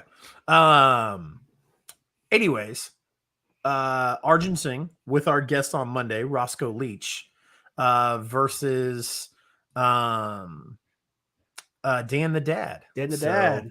Yeah. Dan the Dad making another appearance at CSW. This time facing off against Arjun Singh with Roscoe Leach. So gonna be very interesting to watch those two go at it, and very interesting to see how Roscoe Leach's attitude, because obviously this match is going to be before the main event, so it's going to be weird to see what Roscoe Leach's spirits are going to be, when he could be just a few short hours away from being locked in a cage with Froz, who is a martial arts specialist. So I don't know about Roscoe. I don't know what Roscoe's credentials are as far as his I don't know, but I would gamble to say that he probably doesn't have the background that Froz does. So like I said, just something to think about with that match. My question is, what happens with Arjun Singh and the ending or whatever of the CSW title match? Because if you remember at Vendetta, he got on the microphone and basically laid his claim out that he is challenging, or he wants to be the next challenger for the CSW championship. And I don't think we've seen, correct me if I'm wrong, I don't think we've seen Arjun Singh lose a match since we've started doing this podcast for CSW. And I don't think they've that he's lost. So he rightfully he's right up there with the number one contender. So he has a very, very good stake at that claim to go after the CSW championship. Whereas Jeremy Wyatt didn't. So no, he just lost. He just lost. And he's right back into the title picture. Yep. So he just weasels him way in somehow. So yep, of course. Jeremy Wyatt the Weasel. Yep. So like I said, it's going to be very very interesting to see what happens there with that. This next match, a rematch from Vendetta. We saw the big strong boy Ethan Price use some low under the belt tactics to defeat Luigi Primo, but Luigi's going to get his revenge. Hang on. We got a wave from Pro Wrestling Kingpin, your co-host from Bad Booking. I do want to say, Mark, go back when this is over and go watch the interview we had with Rey León. He specifically says the best wrestler today is Y2J Chris Jericho. Yeah. I immediately thought of him when he said absolutely. So absolutely. Yeah. As soon as he said that about Jericho, like I wanted to even chuckle a little bit. But I was like, no, I'm not gonna chuckle. Because I was like, because I don't want to have to explain that there's a guy that thinks at least neither you or Mark drafted King Haku, so that's all I gotta say. Well, in ABJ's defense, ABJ was drafting legit tough guys, like I know. legit guys that could fuck you up in a real fight, and I was like, well, that's all cool and stuff, but the reality is that it's wrestlers. So, Mark says clearly that guy knows what he's talking about. Didn't mean to interrupt you, sir. Go ahead. No, you're good. Like I said, this is going to be a rematch from Vendetta, Luigi Primo versus Ethan Price. We're going to get to see it again, and hopefully Luigi Primo comes out on top this time. Hopefully, no underhanded tactics by the big strong boy. And then, we talked about this earlier. Moonshot Mantell and Derek Neal have a team name. Their team name is Miracle Violence Reborn. Interesting choice. Kind of like it, kind of don't. I'm kind of on the fence about it. I don't really know how I feel about that, but that's their team name with that weasel Greg Jovi, and they're gonna be taking on Team Ambition, who's coming together from St. Louis, Mike Outlaw and the Quad Father Camaro Jackson. As we saw, Derek Neal tried to come out and help Moonshine Mantell like we thought he would, and it cost Mike Outlaw, it cost Camaro Jackson his opportunity at the CSW Championship, and Mike Outlaw came out to Camaro Jackson's aid. So, like I said, gonna be very, very nice to see those two. You got a orange soda in there? I do. It's Fanta. Oh, Fanta. Okay. Yeah. But speaking of fantastic, does Pepsi own Fanta? They do. Oh, okay. Yeah, they do. Okay. I was just wondering because I'm just kidding. They don't own Fanta, and I'm not drinking Fanta either. So I know. I knew it. You son of a bitch. That's the first orange soda I could think of. You son of a bitch, you. Speaking of fantastic matches, we talked about this last week. I know you were gone, but man, I wanted to get your thoughts on this because we're finally gonna get the long-awaited CSW debut of Olathe, Kansas's own Kenny Alfonso is gonna make his CSW debut, and he's going against one of the best in the area, Davey Vega. So this match is gonna tear the freaking house down, I think. Yeah. I super excited for this. Don't get me wrong, like I love Luigi Primo. Excited to see a rematch between him and the big strong boy. But we saw that we saw that match last month.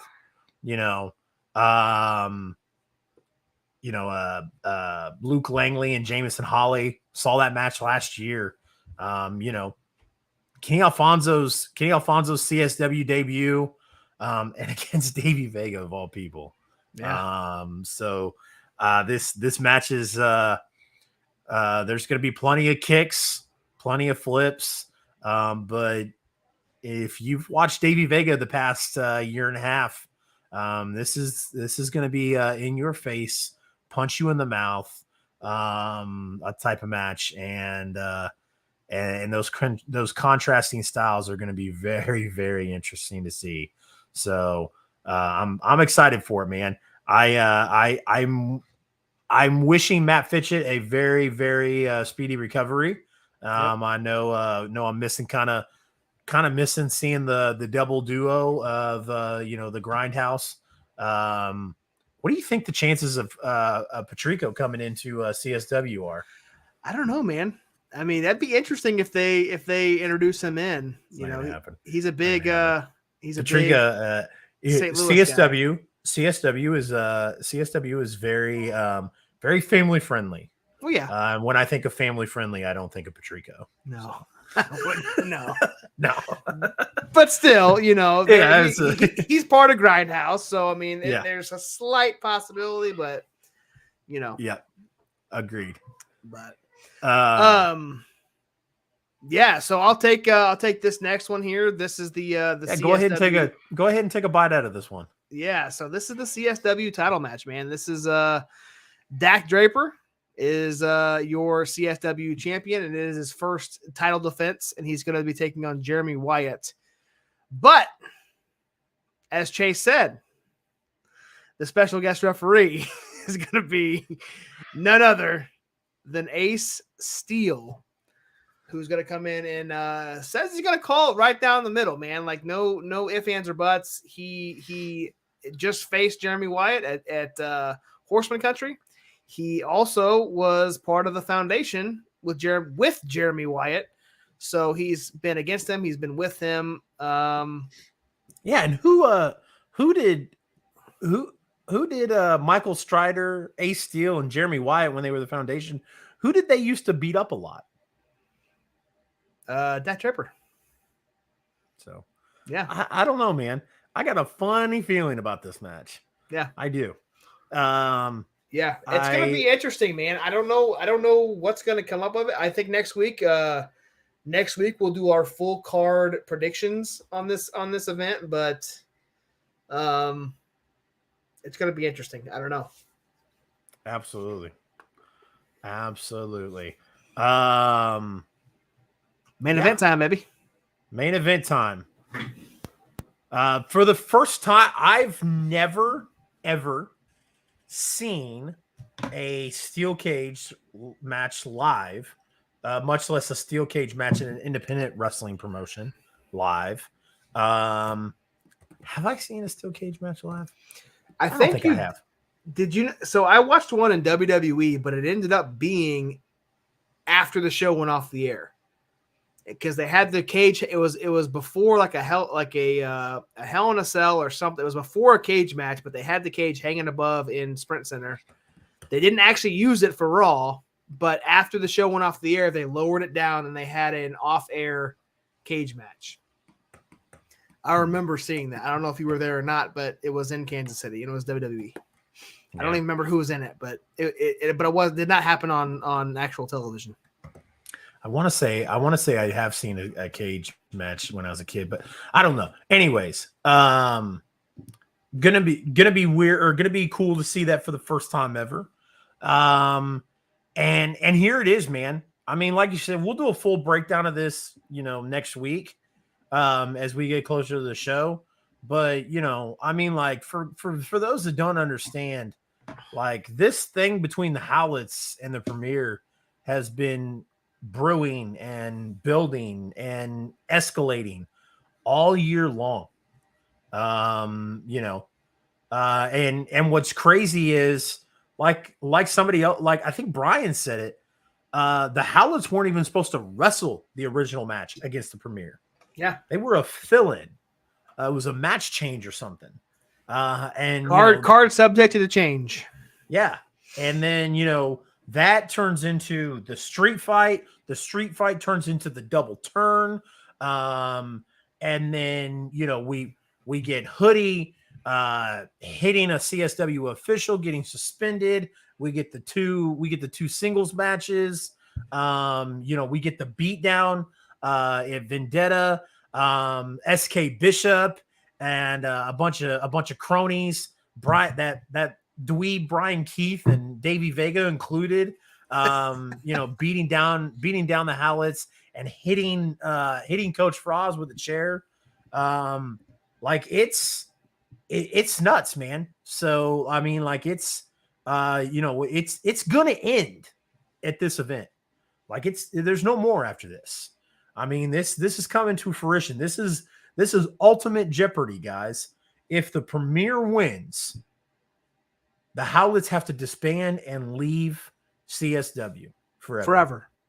If the Howlets win, Coach Froz gets 5 minutes alone inside the cage with Roscoe Leach.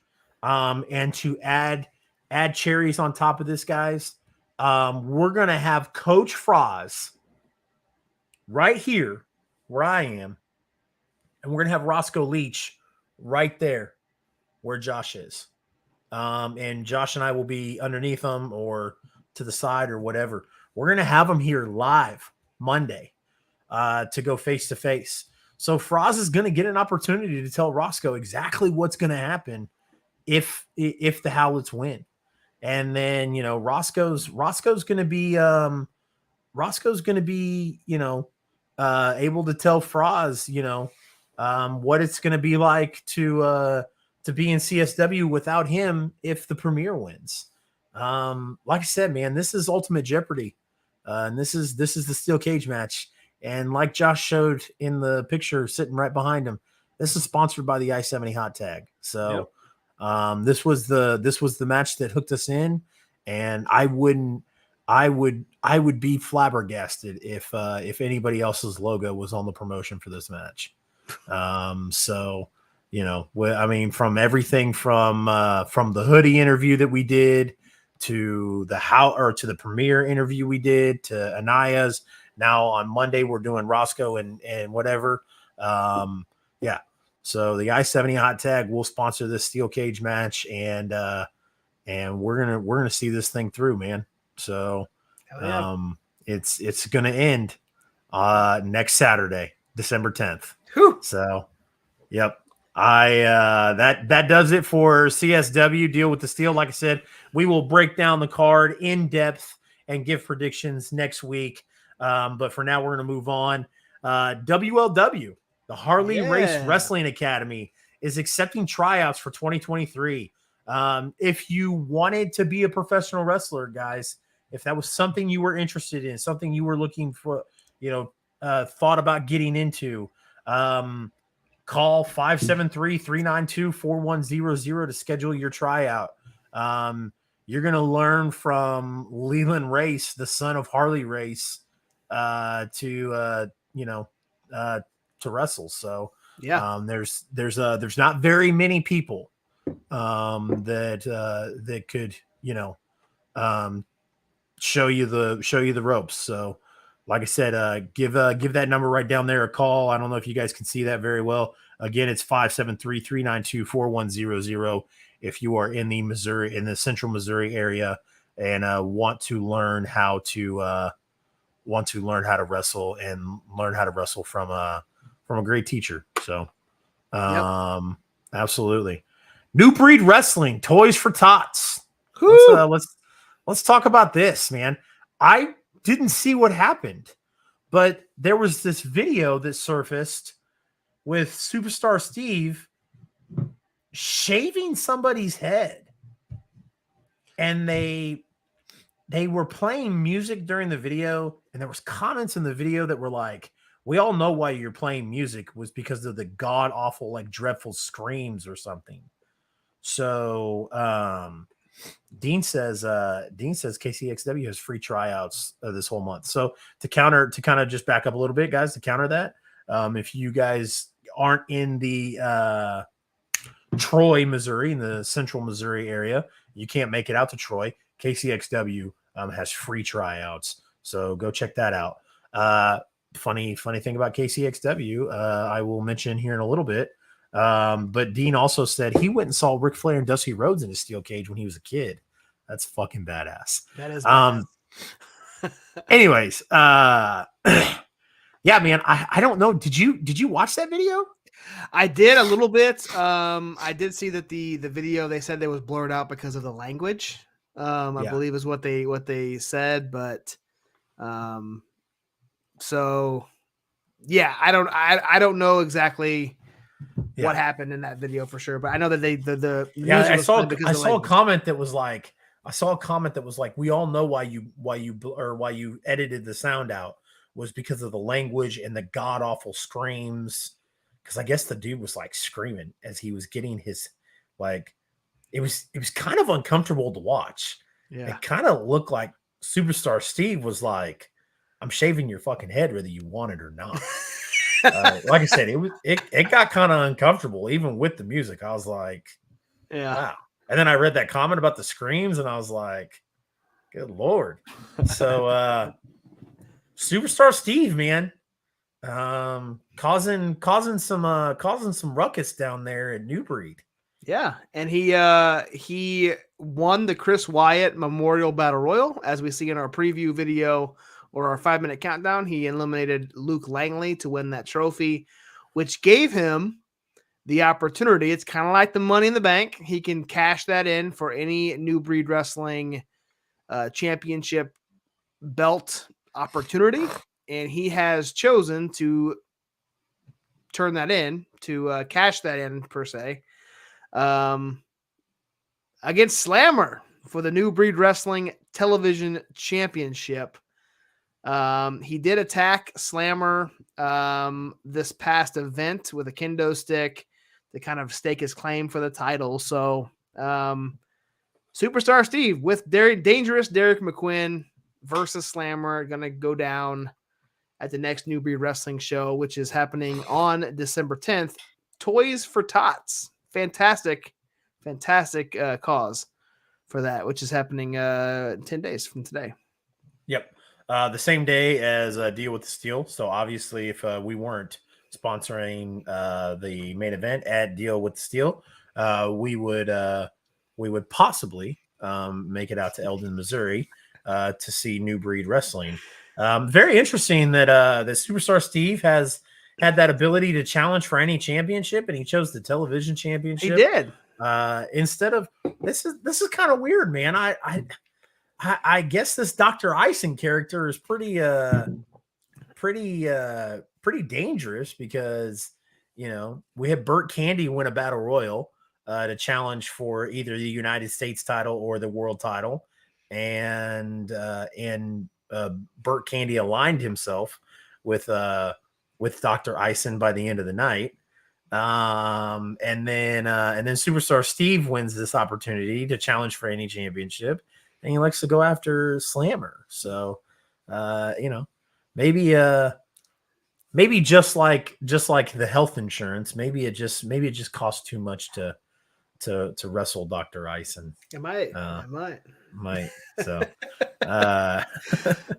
but we'll talk about this last thing here.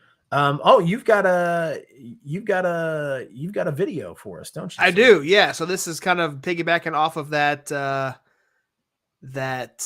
match we just talked about, Slammer versus Superstar Steve. I'm going to pull up if my computer would work here. We have a promo that was posted from Slammer, and let's play that now.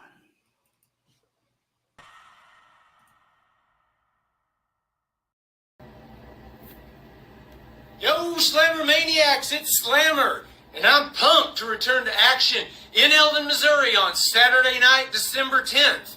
And on Saturday night, December 10th, Slammer will put the New Breed Wrestling Television Championship on the line against Superstar Steve. Y'all seen what Steve's done to me in the past couple matches, attacking me with a kendo stick? I don't know why he had to go that far to do it. All he had to do was ask me for a championship match, and I would have said, okay, brother. But anyway, bring your kendo stick, bring your buddy Darren McQuinn in with you. I don't care. If you just want to do a handicap match, I'll take you both on. I just don't care. All I know is I'm going in television champion, and I'm walking out television champion. So what you gonna do, New Breed Wrestling and Superstar Steve, when Slammermania runs wild on you, brother? Slammer is the man. Love it. Yes. Slammer is the man. I don't know, man. I guess without don't tell Slammer I said this, but obviously Hulk Hogan, not very fond of him as a person. So, kind of get that same essence and that same aura, that Hulkamania was, but with Slammer. So, I just, it gets me hyped, man. So as you saw when I was backstage, I was doing the promo with Slammer because I've watched that promo a couple times already. So,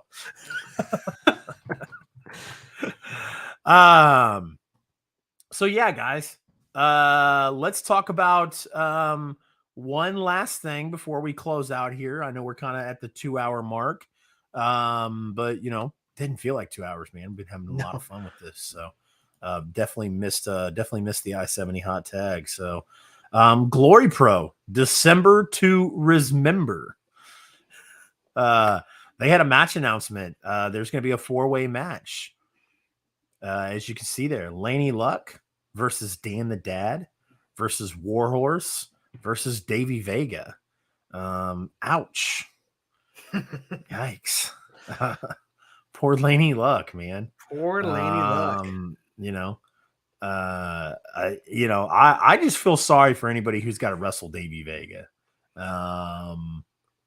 If it's going to be anybody to wrestle and blow for blow, I think Warhorse is that opponent. Now they got to deal with Dan the Dad and Laney Luck, and I'm saying nothing against either one of them, but much like Kenny Alfonso and Davey and CSW, I would absolutely lose my shit, just like I did with that one, if they put Vega and Warhorse in a one-on-one match. But yeah, this man, and not to mention Dan the Dad and Warhorse have been kind of intertwined in matches over the last few months in Glory Pro. Yeah. They were a team just last month when we went, or 2 months ago, I guess. So, and now here they are as opponents. So, should be a fun event, man. Should be a fantastic show. If you go follow them, Glory Pro, on their social media pages, they've got all of their matches already announced for this show, and they're actually having another show in January that Kylie Ray has been announced for in early January. So go check them out, guys. Glory Pro always puts on fantastic events and gets some pretty top tier talent to come out here to St. Louis and compete for them. Absolutely. I think that does it, man. That does. Like I said, right at the 2-hour mark. We'll kind of talk about these future indie shows. I'll run down these real quick. Yep. This weekend, December 3rd, if you guys are in the Salina, Kansas area, make sure you check out KWA presents WrestleBrawl II. We ran down that whole card. It's a pretty stacked card, guys. Like I said, if you're out there in that Kansas area, make sure you go check that out. And then, of course, December 10th, we've got a loaded day for December 10th. If you are in the Kansas, Missouri area, guys, there is no in the Missouri area. If you're in the Missouri area, there's no short of wrestling on Saturday, December 10th. We've got CSW Deal with the Steel, Howlets versus the Premier in a steel cage. WLW Christmas Bash at the Harley Race Wrestling Arena in Troy, Missouri. New Breed Wrestling Toys for Tots in Eldon, Missouri. Slammer versus Superstar Steve for the TV title. And then MMWA presents 'Twas the Fight Before Christmas in St. Louis, Missouri. The new tag champs, Junkies for Fame, will be there. Like I said, guys, these next 2 weekends, especially Saturday, December 10th, lots of wrestling for you to go see if you're in the Missouri, Kansas City, Missouri area, or in the Missouri east side of Missouri, or central Missouri. So definitely go check that out. Get your tickets, take your family, go have some fun. It's going to be a blast. CSW, Deal with the Steel. Tickets for $15, guys. So if you ain't got anything to do on Saturday, December 10th, get you a ticket for cheap for $15 and come say what's up to the I-70 hot tag. We will have a table there set up. We're going to be passing out flyers, passing out stickers, and waiting for that tag team match. So other than that, guys, I don't really think that there's anything else. There's no more local shows, but we've got 2 stacked pit stops and I-70 hot tags coming up for you guys this Monday. We've already talked about it. We're going to have both Coach Fraz and Roscoe Leach on the show on Monday. We're going to try to mediate a civil conversation between the two. As Chase said, we're going to put them on. We're going to probably talk to each one of them separately and then try to get them on screen at the same time and see what happens. Make this as entertaining as possible. It's going to be fantastic. We may poke the bear a couple times on each side of it and try to get them going, but it's going to be a fun show, guys. May poke the bear. I assure you, I will poke the bear. Yeah. And again, we're not just going to poke Roscoe. We're going to poke Coach Fraz as well. So we're going to get them both going. And then also on the hot tag, December 8th, guys, we got Chase's favorite, Bad Buns, Jay Fowler is going to join the show. Former Buns of Steel, or probably still the Buns of Steel somewhere in the area. But he's going to join the show. As far as Journey Pro goes, and that's Bad Buns thing, out of here. I might mistakenly forget where the stream is and have Mighty Micah come on the stream. Micah Howlett, not Mighty Micah. I might have Micah Howlett come on the stream because I like Micah Howlett a hell of a lot better. Mighty Micah. So hell yeah. You might hear the trumpets play, and then all of a sudden, instead of Chase coming on screen, you might get Micah Howlett on screen. Let him and Jay Fowler hash this out. So I wouldn't hate it. Would not hate it. So that's on December 8th, guys. That's the next I-70 hot tag. And man. And then December 15th. I know we don't usually go that far in advance, but December 15th is going to be our last hot tag of the year as we take 2 weeks off for the Christmas holiday. We're going to have 10-time WLW tag team champion and 3-time heavyweight champion WLW. We talked about him earlier. He's going to be in Eldon, Missouri for New Breed Wrestling, Mr. Superstar Steve. And I'm not marking out at all for that show, so don't worry about it. Hunter says, great show, you two, as always. Appreciate it. And then Dean says, great show, guys, as always. Till next time, of course. We appreciate everybody. You, man. Absolutely. We appreciate everybody that tuned in tonight.